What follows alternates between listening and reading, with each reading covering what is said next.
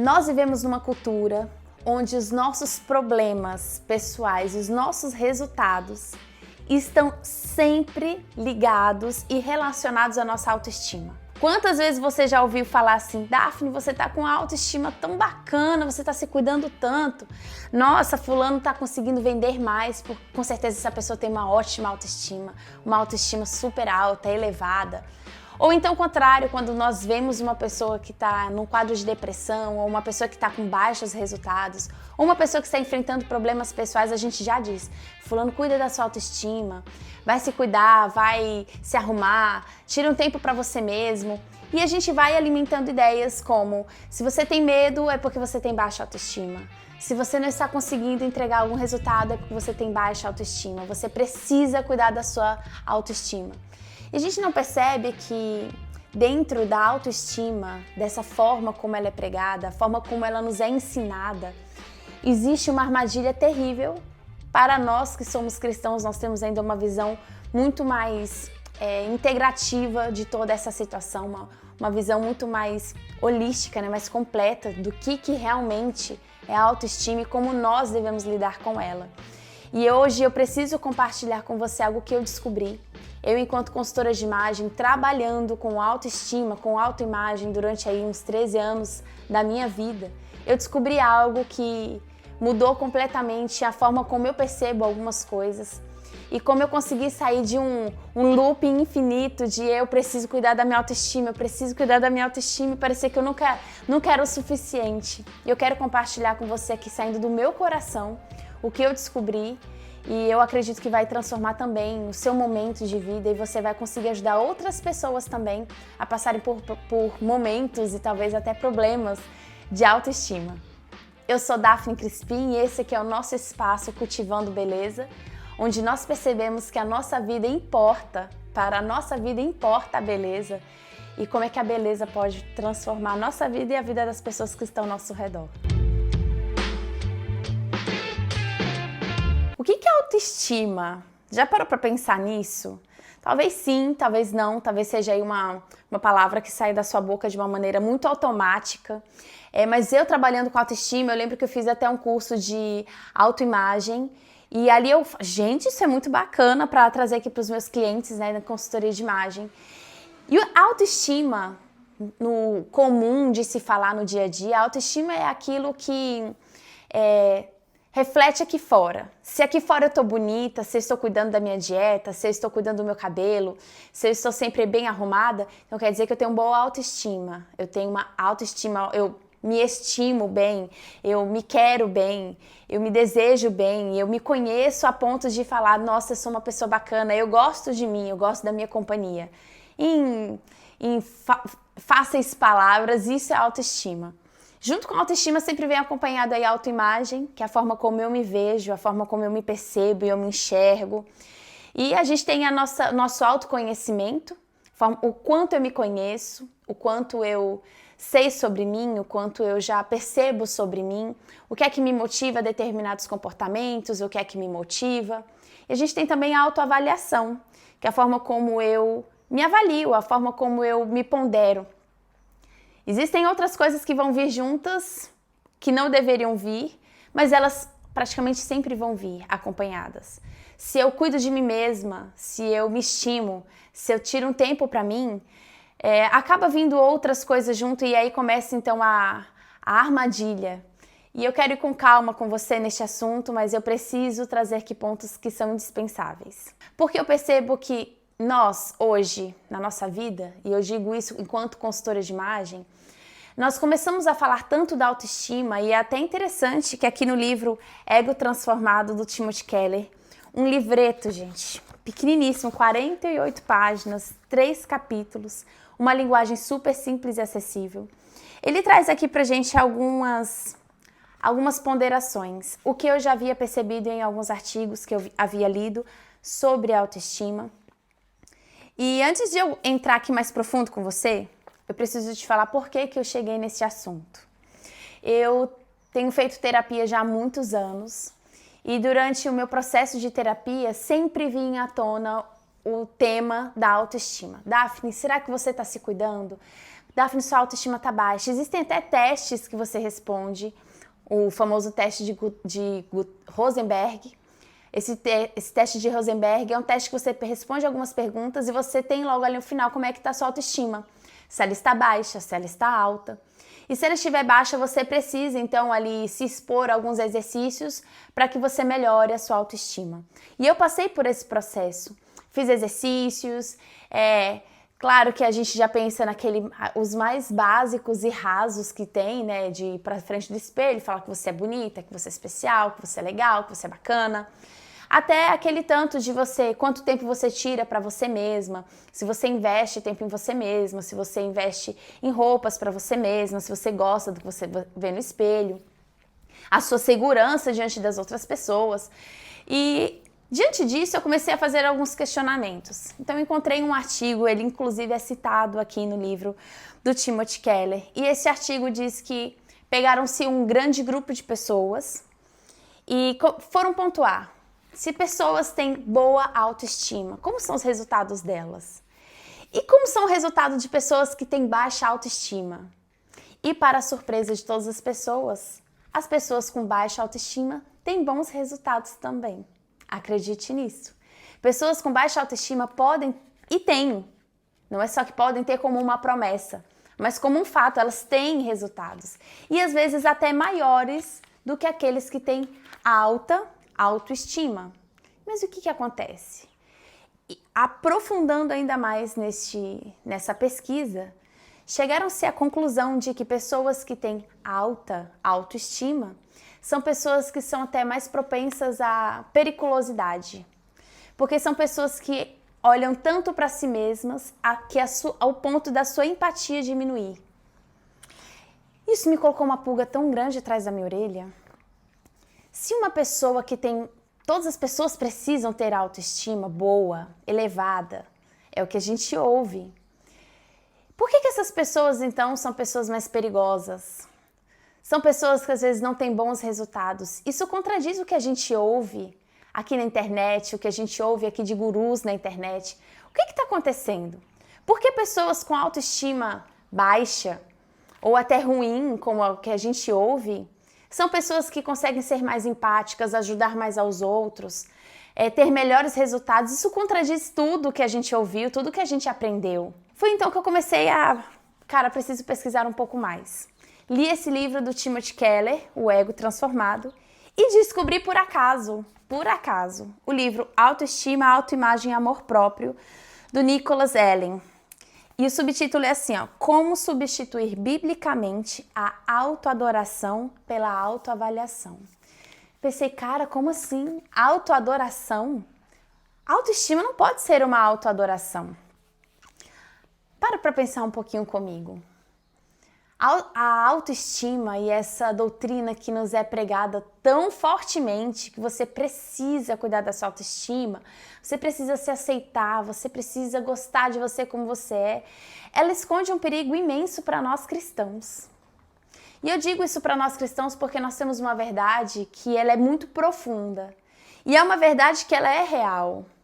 E se eu começo a contradizer, se eu começo a trazer para a minha vida coisas que não chocam com o que eu acredito, com os meus valores, alguma coisa vai desbalancear nessa conta.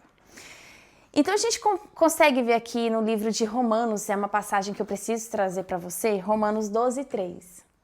É a primeira passagem bíblica que eu quero ler hoje.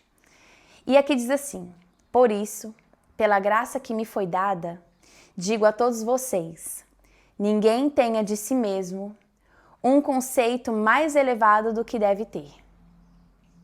Ninguém tenha de si mesmo um conceito mais elevado do que deve ter.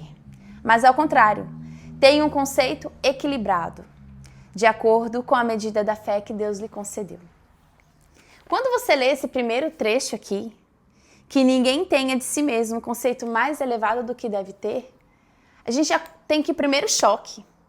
Enquanto nós somos desafiados a termos uma boa autoestima, eu preciso todos os dias ter um autoconceito de mim mesma. E eu começo a perceber que eu sou uma pessoa incrível, que eu tenho excelentes resultados, que eu sou uma pessoa maravilhosa, que eu sou a pessoa mais inteligente que eu conheço, que eu sou uma pessoa... E a gente começa a pensar tanto disso que eu começo a inflar-me de mim mesma. E é até a ideia que o Timothy Keller traz, que o nosso ego, a nossa autoestima, ela é como se fosse um balão. É um balão porque ele é frágil, ele é inflado.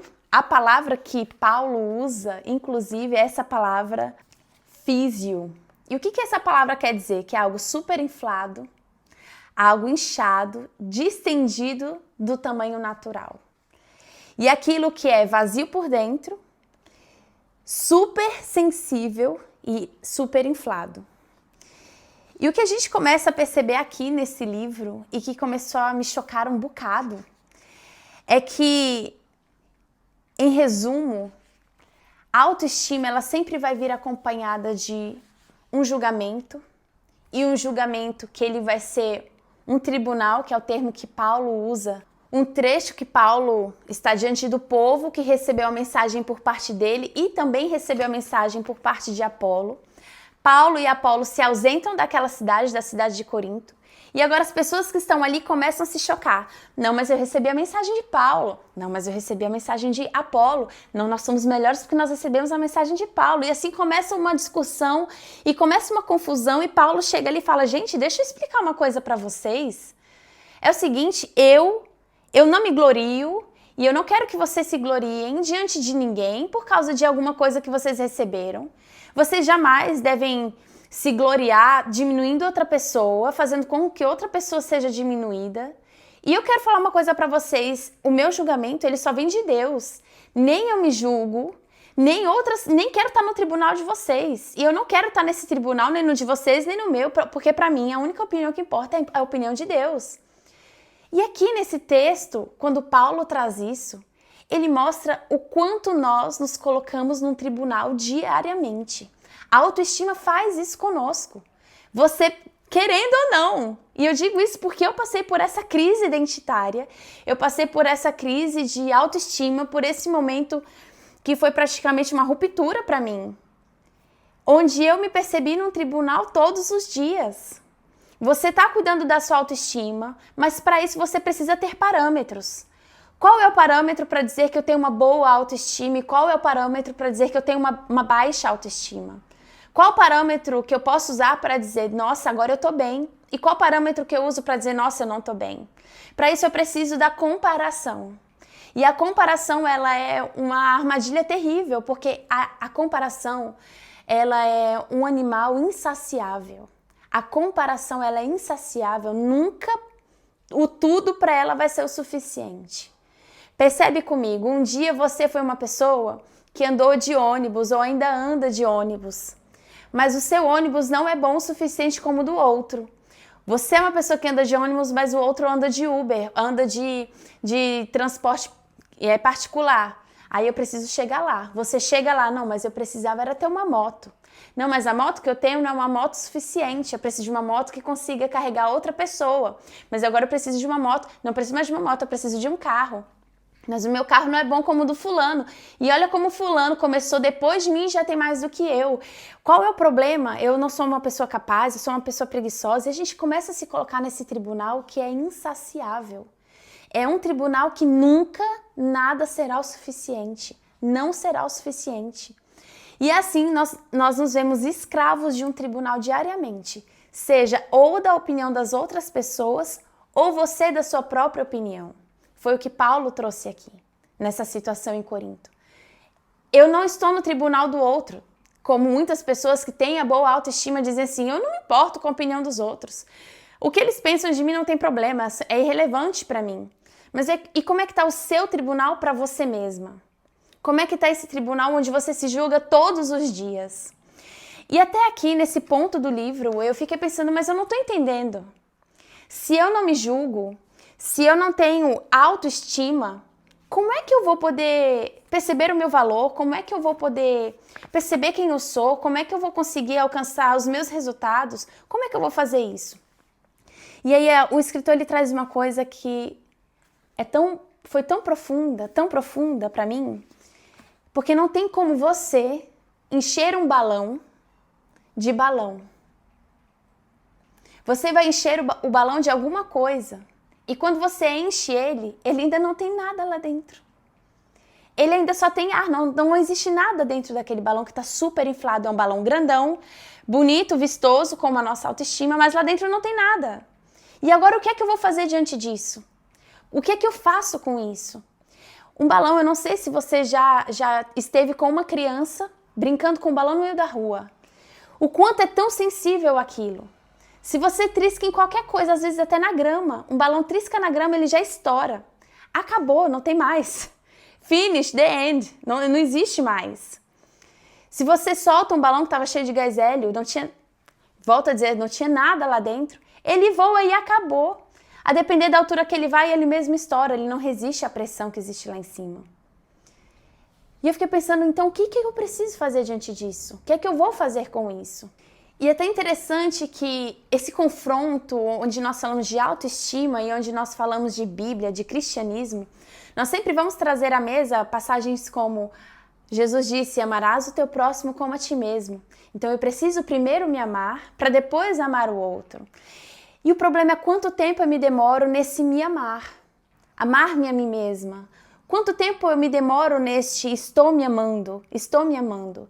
E quando a gente fala de autoestima, ela é praticamente, corta o versículo aí. Amar a mim mesmo. E não vai para o amar ao próximo. Não tem essa coisa do levar para fora. Ele para aqui. E o amar a mim mesmo gira em torno agora praticamente de uma autoadoração. Porque eu preciso cuidar de mim todos os dias. Eu preciso estar atenta a isso todos os dias. E todos os dias isso vai precisar acontecer. Mas quando Jesus traz esse trecho, amarás o teu próximo como a ti mesmo, ele já está pressupondo, você se ama. Isso é natural, isso acontece de uma maneira natural. Você agora só precisa amar o próximo. Da mesma maneira como todos os dias você vai procurar uma comida para você se alimentar, isso de uma maneira natural, sem uma pontuação em autoestima alta ou baixa, você já vai se amar, você vai procurar uma alimentação para você mesma. Então agora você vai procurar alimento para o próximo também.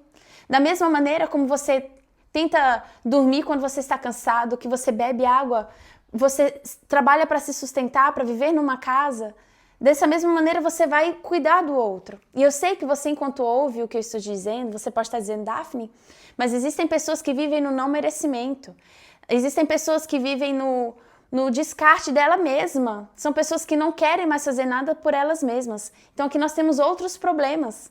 São problemas de pessoas que já talvez estejam em depressão, que talvez estejam em ansiedade, ou que talvez tenham traumas que não foram tratados.